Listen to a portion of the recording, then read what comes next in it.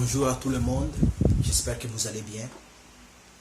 Et à partir d'aujourd'hui, je vais faire des vidéos en français et en italien. Donc si vous verrez dans le lien de la description en bas le drapeau de la France, sachez que la vidéo sera faite en français. Mais si vous verrez le drapeau d'Italie, sachez que la vidéo sera pour les Italiens. Et dans ces vidéos que je vais faire, je vous apporterai la parole de Dieu. Donc, que tu sois musulman, que tu sois catholique, que tu sois chrétien, que tu sois bouddhiste, ou que tu sois même un sorcier, je vous invite à écouter mes vidéos, car je vous parlerai de l'unique et véritable Dieu, créateur du ciel et de la terre et de tout ce qui la renferme. Ah oui. Et je suis là pour vous annoncer une bonne nouvelle. Et la bonne nouvelle, c'est que Dieu t'aime. Oui, Dieu t'aime tellement beaucoup qu'il a envoyé son Fils unique, Jésus-Christ, afin que quiconque croit en lui ne périsse point, mais qu'il aille la vie éternelle. En Christ Jésus. Oui, Jésus est mort à la croix. Il est mort à la croix pour nos fautes, pour nos péchés. Et il a payé le prix de nos péchés avant même que nous venions dans le monde. Mais pourquoi ça? Tout d'abord, vous devez savoir que personne d'entre nous, dans ce monde-là, est sans tâche, est sans péché. Parce que tout l'être humain, à partir du premier homme, Adam, jusqu'à aujourd'hui, nous tous les êtres humains, nous sommes pécheurs. Ah oui. Et personne n'est parfait. Personne.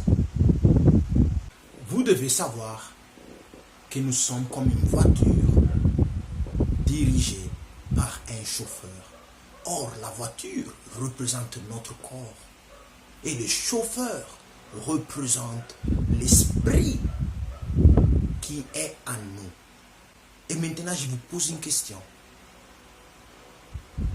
Si toi, tu prends ta voiture et tu t'en vas te cogner, c'est qui s'est cogné? C'est la voiture ou c'est toi? C'est la voiture, non? Oui, c'est la voiture. Mais pourquoi la voiture s'est cognée? La voiture s'est cognée par la manque et par la malgestion du chauffeur. Vous comprenez? Vous devez savoir que dans ce monde, nous sommes dirigés par les esprits. Mais quelle sorte d'esprit? Dans ce monde, il y a deux sortes d'esprits. Soit l'esprit qui vient de Dieu, ou soit l'esprit qui vient du diable. Mais je vais fermer cette parenthèse et je vais vous en parler mieux prochainement. Mais maintenant, comment faire pour savoir par qui on est dirigé? Galates 5, à partir du verset 16. Je vous dis donc ceci, menez votre vie dans la dépendance du Saint-Esprit et vous n'obéirez pas aux désirs qui animent l'homme livré à lui-même. Verset 17. Car ces désirs sont diamétralement opposés à ceux de l'esprit.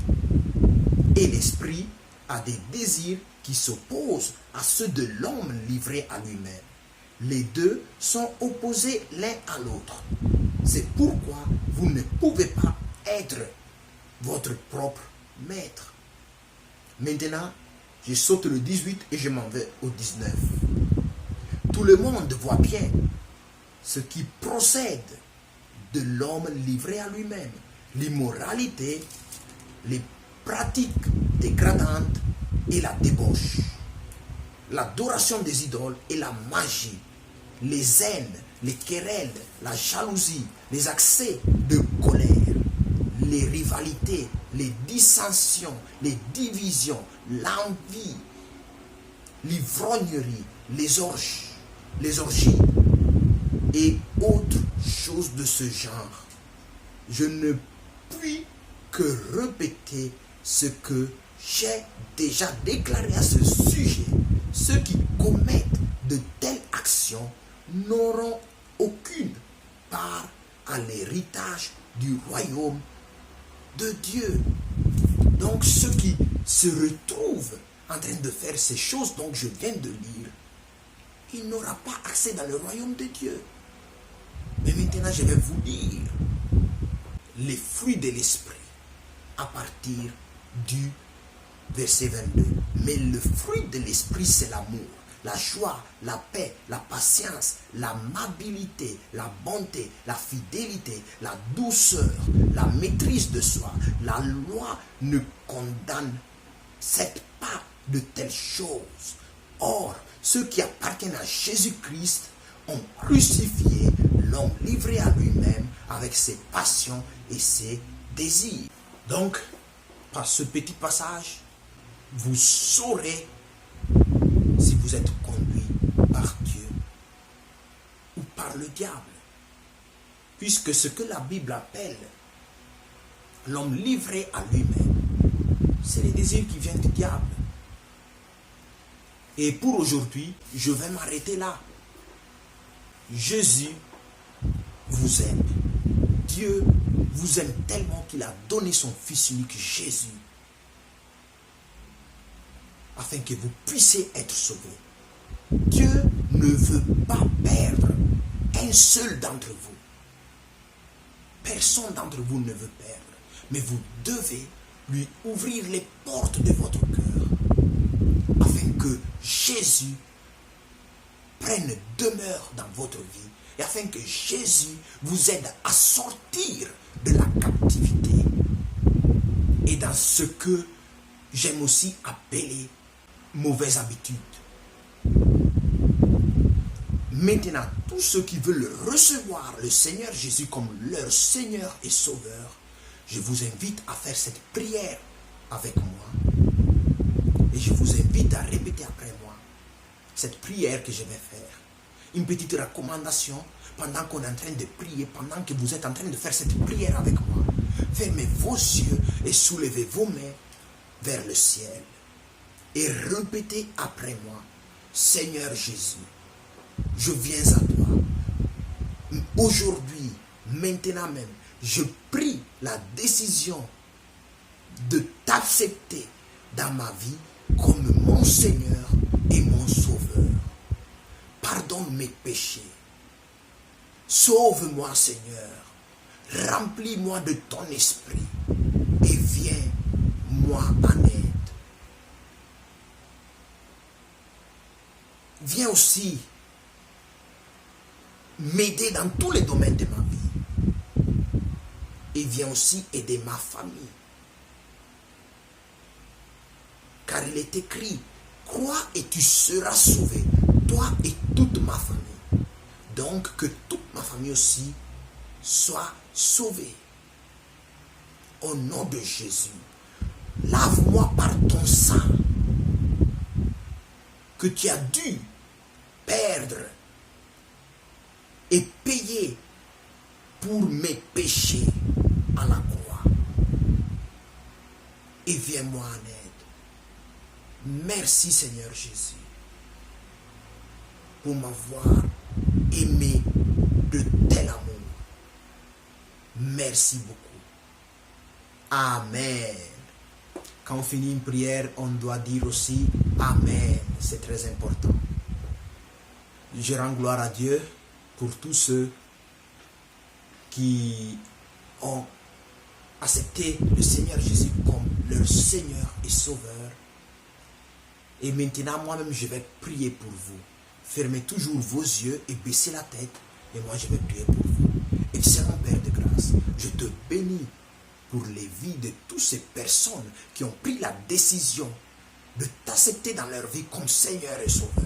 Et je te demande de les protéger et de les garder et de les façonner de ta manière. que tu puisses prendre le contrôle dans la vie de chacun et de chacune d'entre eux. Et que leur vie soit totalement bouleversée par le Saint-Esprit de Dieu lui-même. Au nom de Jésus.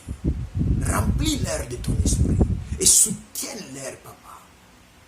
Au nom merveilleux et puissant de Jésus, j'ai ainsi prié.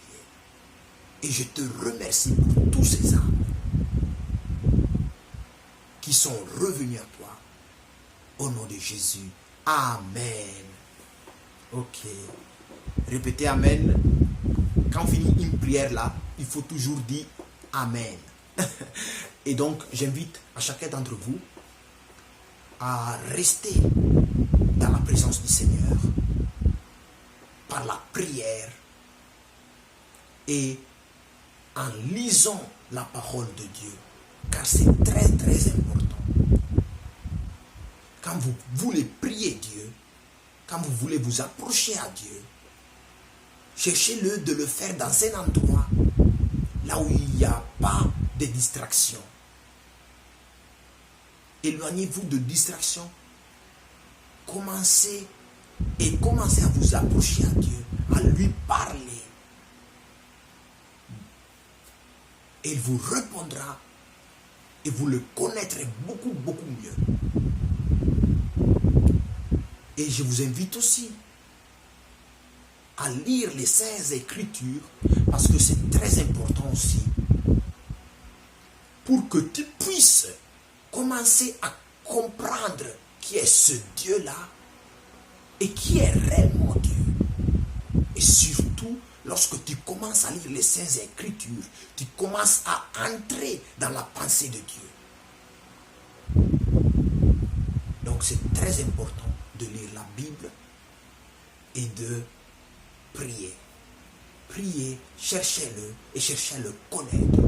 Et c'est comme ça que vous serez de plus en plus affermis. Prochainement, je parlerai mieux par rapport à ce sujet-là aussi. Pourquoi il faut lire la Bible, pourquoi il faut s'approcher à Dieu, parler avec Dieu par la prière. Pourquoi? Et je vous parlerai aussi des mystères cachés. Ah oui, tout ça c'est dans les programmes, mais qu'on va faire step by step. Que Dieu vous bénisse et au revoir.